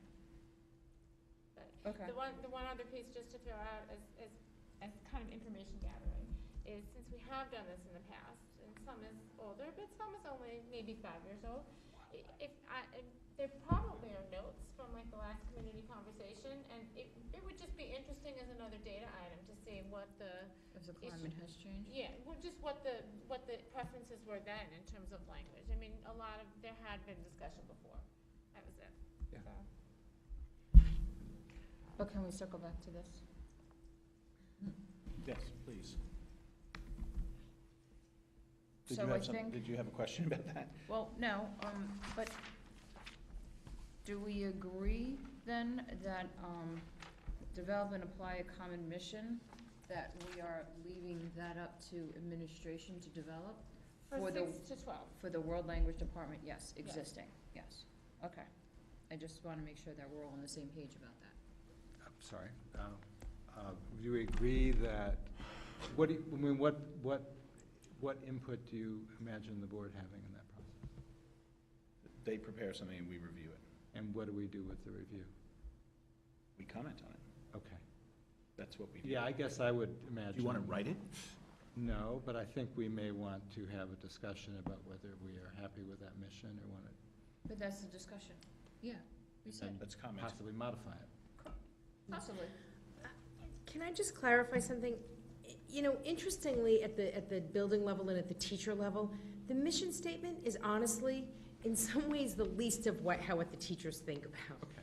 So I think the important work, the mission statement can be there or not be there, but the important work that the teachers are doing as part of this plan is actually every other part. It's the articulation. It's ensuring that we have those benchmarks. It's ensuring that we have a plan for what growth looks like for students and that we're measuring it, and that if we're not seeing what we want to see, that we have a plan for what we're going to do about it. So I think the power, I know I'm going to send you this, the power of our program is really in that. It's in what's going on in our classrooms.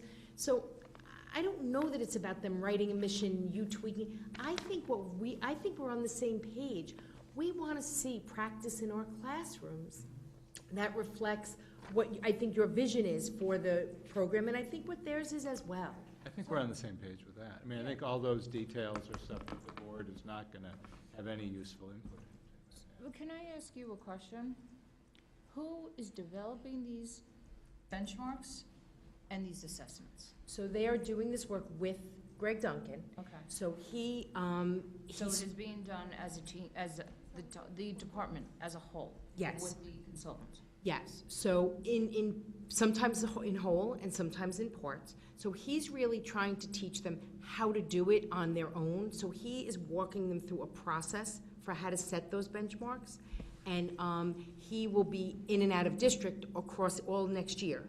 This isn't the consultant that was here for 4 days. He's Yes, gonna be here- this is the, yes. But in 4 days, he's going to accomplish all this? No, he's already been here. Oh, okay. So he was here, he started the process. He's back in May. In addition? In addition, Okay, then he's gonna do some summer. Okay, I thought it was 4 days done. No. You were So, down 4 days in the beginning, and now we're kind of moving forward. Okay. yes. So he has a very clearly articulated plan with them for how we're gonna move this forward. I think what we want to make sure is that the teachers understand, they have to understand how to do it themselves. In other words, the answer isn't to have someone else do it. What's empowering is to be able to think this way ourselves. So he's really coaching us in how to think about doing this by creating the models. Does that make sense? Mm-hmm. There's two things, and it's more from a parent, like, as a parent, my wish list, which is, it would be great to have an outcome. Like, here's what your child will know at the end, kind of Rubicon Atlas for what you're doing, but here's what your child needs to know in Spanish at the end of 7th grade. Those That would be benchmarks. so, right, exactly. That's But, right. you know, and again, it's, I guess I call them outcome. Yeah, I mean, it's just, it would be so helpful, especially in language, to know that going in, and then kind of seeing that coming out. And we call them proficiency benchmarks.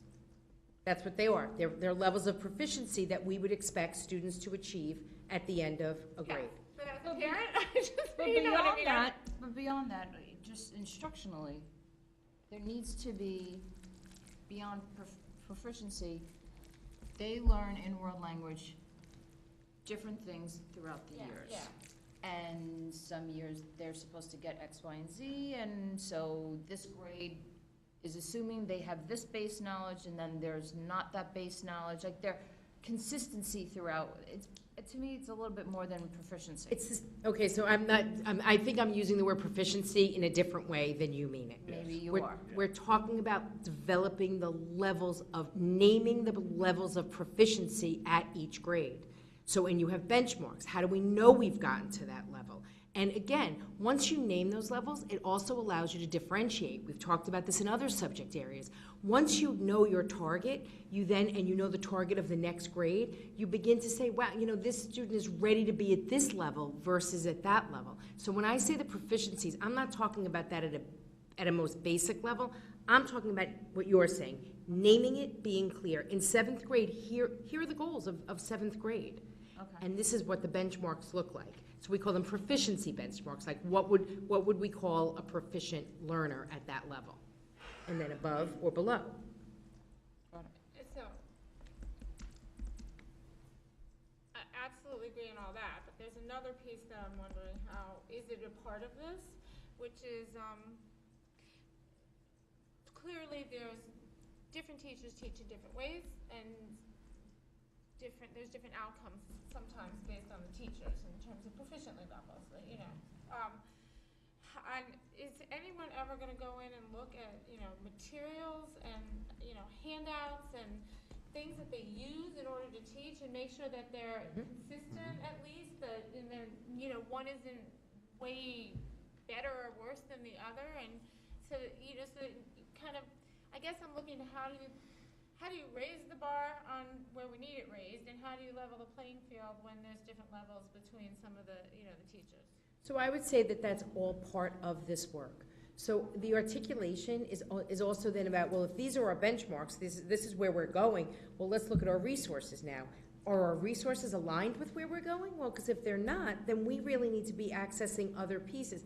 That's also why I shared the idea about also technology, and technology should be a huge part of our program, and right now, it's not in some places more than others. So it's looking at all of our resources, whether they be our handouts, paper resources, as well as what we're accessing out there in the world for resources for language proficiency and support. And where I think that's certainly a focus for world language as a result of this work, but it's parallel to the work that you're leading, I think, across grade levels and content areas to tackle those very issues. Because they basically should be having the same experiences regardless of the teacher. Teaching style, of course, can look different. Different teachers teach different ways, and quite frankly, you could have a different cohort, and you might find as a teacher it's better to teach X rather than Y. Absolutely. But the assurance is that they are learning the same material, Exactly. consistently. Any more questions? I have a couple of, just more focused questions. What is this is not maybe the plan, but could be a plan. What is the plan for Greek? Greek? And whether we're gonna offer 3 years of it or not? We have and we haven't. I think it's valuable to do, in my opinion. Yeah. But,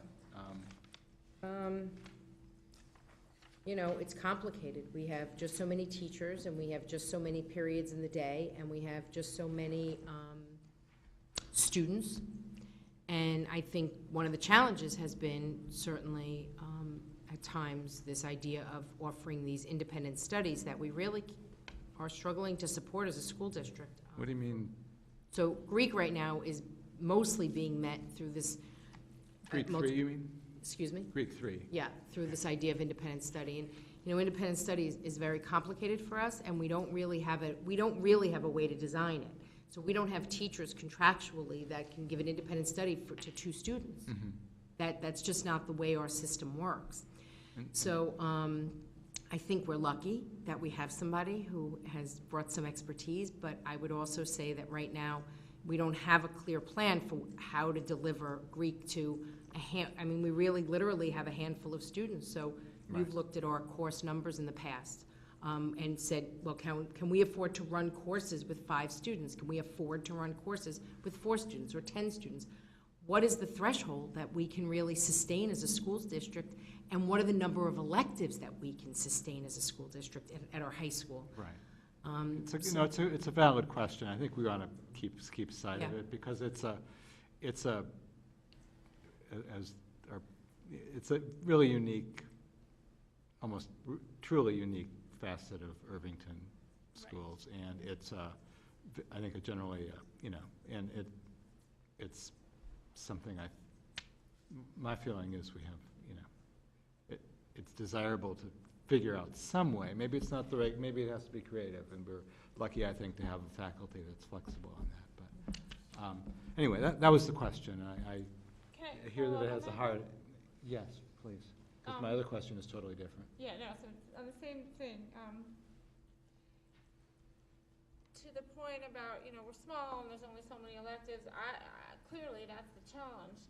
But then I also think that given the world that we live in and the resources out there, computers and technology, and I would challenge you guys to try to be more innovative, because to me, I think what will set Irvington apart is, I'm not saying it's doable, but figuring out a way to be innovative, even though we are small and we have limited resources, but give our kids the opportunities that they really, would like them to have.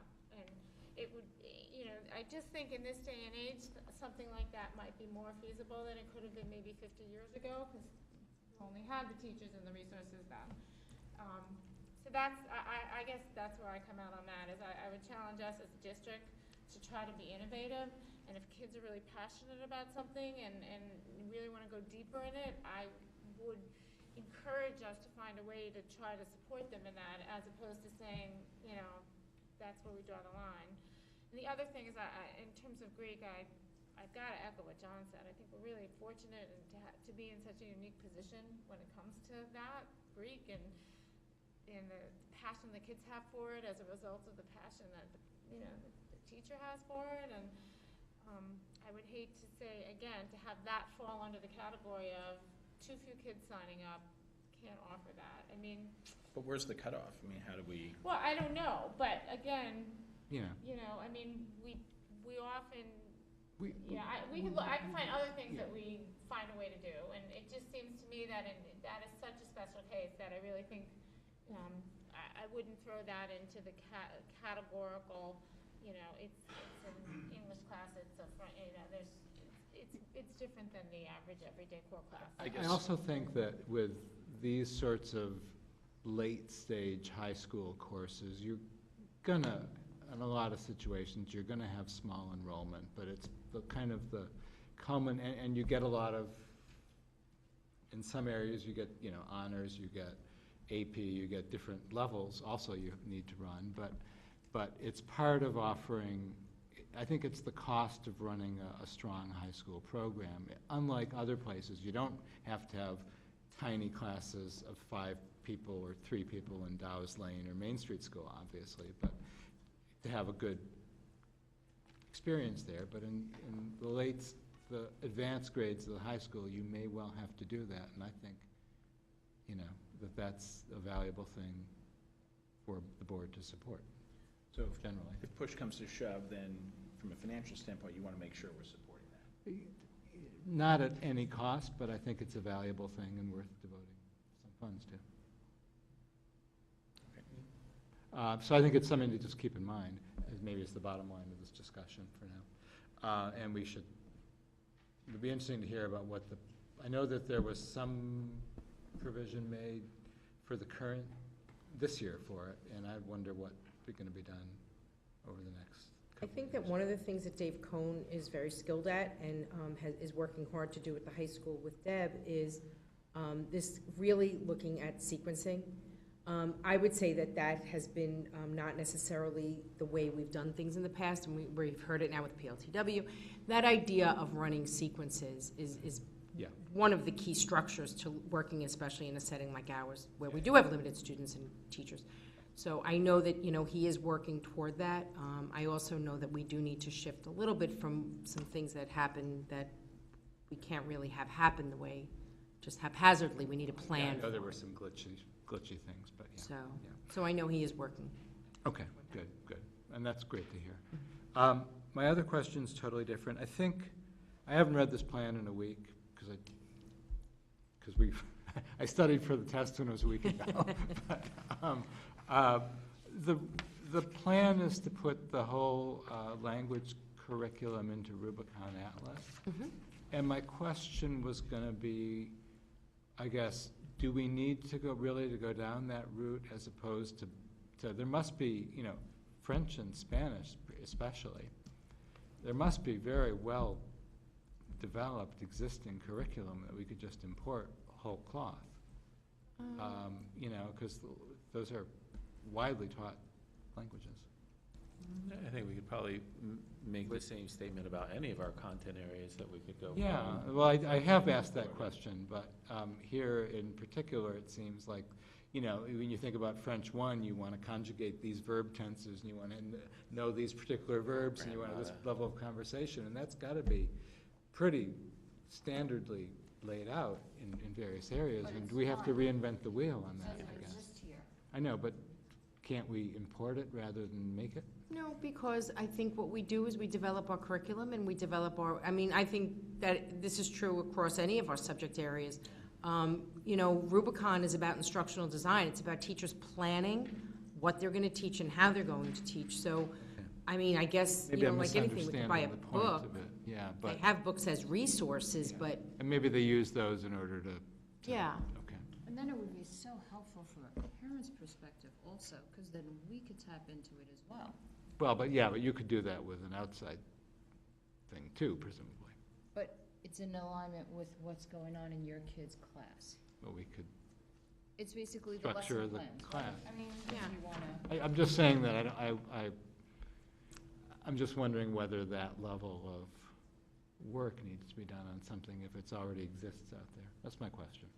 And if you're telling me it does have to be done, that's fine. I just want. Yeah. that was the I question. guess I just don't, I'm not sure I see the difference between world language and then any other subject area. Well, but we're talking about world language. Okay. Yeah, and I just wonder, and I guess a question to ask out loud, we're talking about instructional design and process and improving instruction. The exercise that teachers are going through on a daily basis is about enhancing instruction and improving experiences and enriching experiences for kids. So I think a lot of that is lost if we just kind of were to pick up a product and drop it in the classroom and have teachers deliver it. To me, it kind of goes back to a model of, I think, teachers not having the same level of ownership and responsibility over So what they do. in part, this is maybe to reflect that back. Partly, this is a way to get the teachers engaged and sort of thinking through carefully themselves. I would say it differently. It's the work of teaching. It is the work of teaching to design your instruction, to develop your curriculum. That is what being a teacher is. And so I think that there are places where they go out and they'll buy something, lock, stock, and barrel. I think you see it at the elementary schools certainly more, where we bought everyday math, or you bought and everybody was handed the book and everybody's handed the script.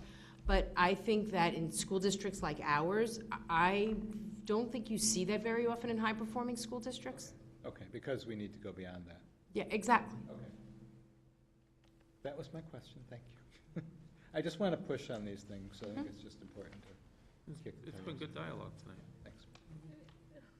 One more comment, it's kind of in reinforcing what you said, but in a different way. When you talk about integrating technology into the language department, in ancient times, we used cassette tapes, and,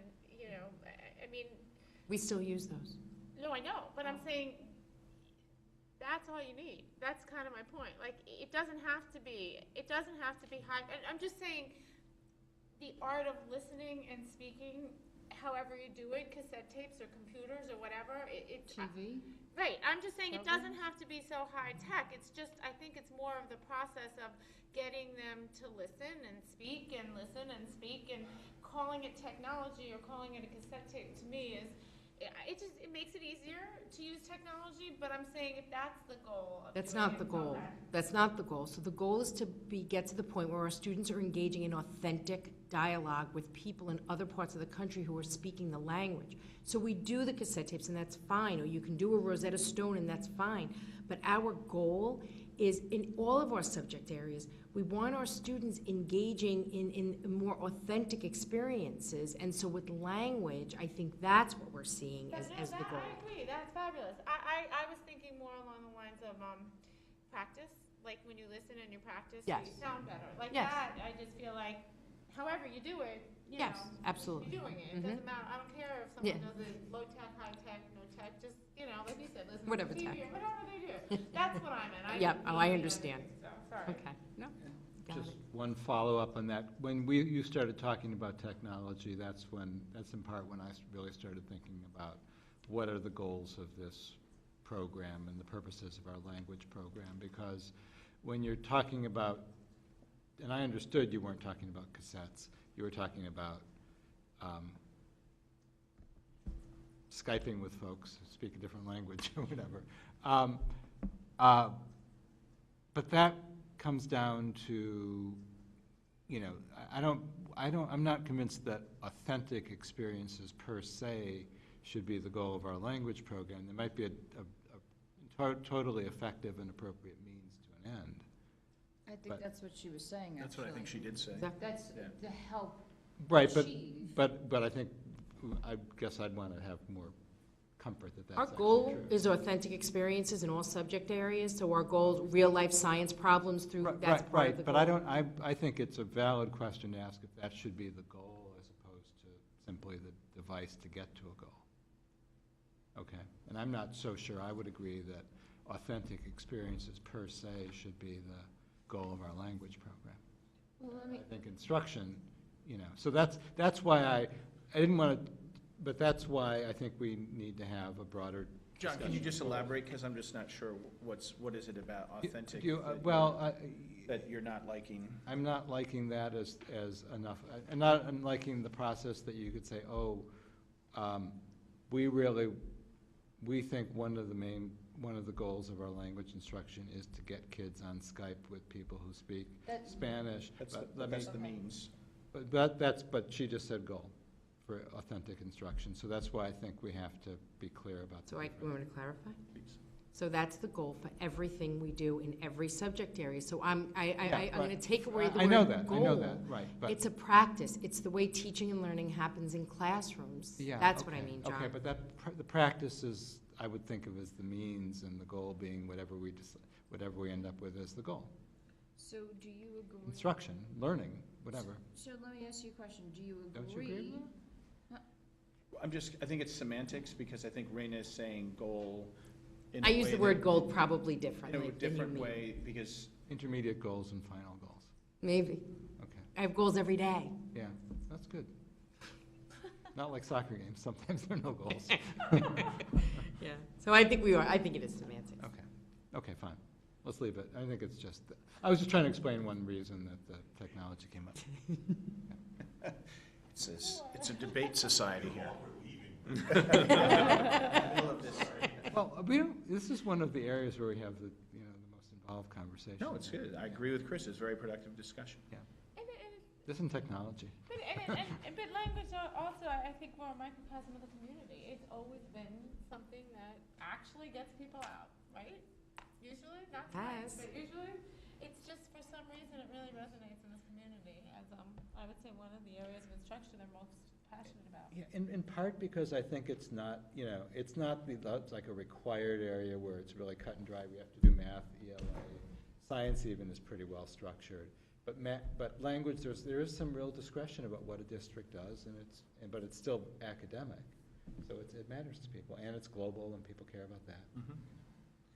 Any more questions? Any questions from the community? We do have a section, Nobody in the comments from the community seems to community, be which is speaking. Mr. Graber. No, we don't. Yes, we do.